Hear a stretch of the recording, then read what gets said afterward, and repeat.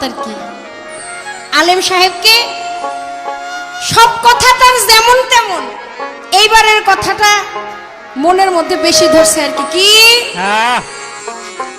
কয়, মারফতের ফকির রে ভালোবাসি ঠিকই, কিন্তু ফকির নামের ফক্কর যারা এগরে ঠিকই আগুন জ্বালামু।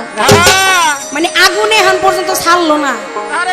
সরকার সাহেব, আমিও আলেম রে, আলেম বলেন নায়েবে রাসূল বলেন ভালোবাসি, কিন্তু আলেম নামের জালেম যারা এগরে সাইজ করি, খালি সাইজ সাইজ, হুদা সাইজ করি না, একটা মারি উইরে জায়গা। এই পর্যন্তই রাখলাম। আপনি বললেন মারফত গোপন আর গোপন, কিন্তু আমি হাদিসে প্রমাণ পাই মারফত প্রকাশ।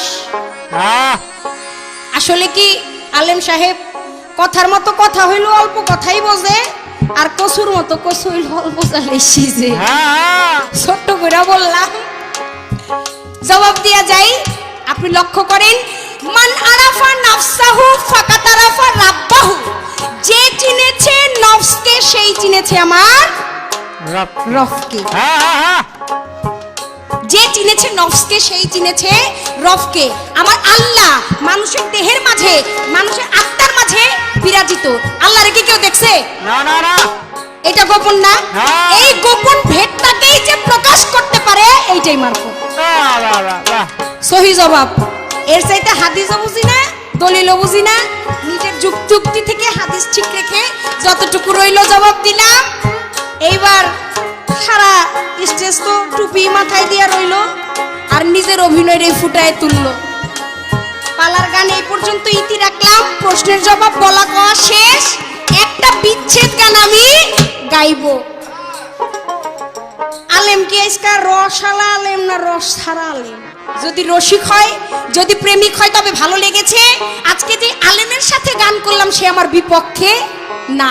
কেউ মুর্শিদকে ভালোবাসে, মুর্শিদ ভজে, এইখানে আর কোনো কথা নাই। যে কিনা আমার মতো, আমার রঙে রঙ, আমি তারই ভালোবাসি।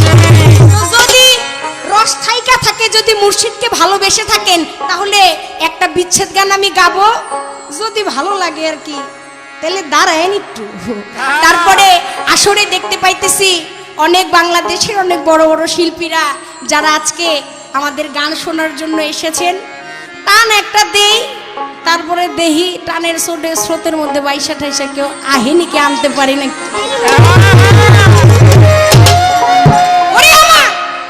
মুর্শিদ রে কই বাবা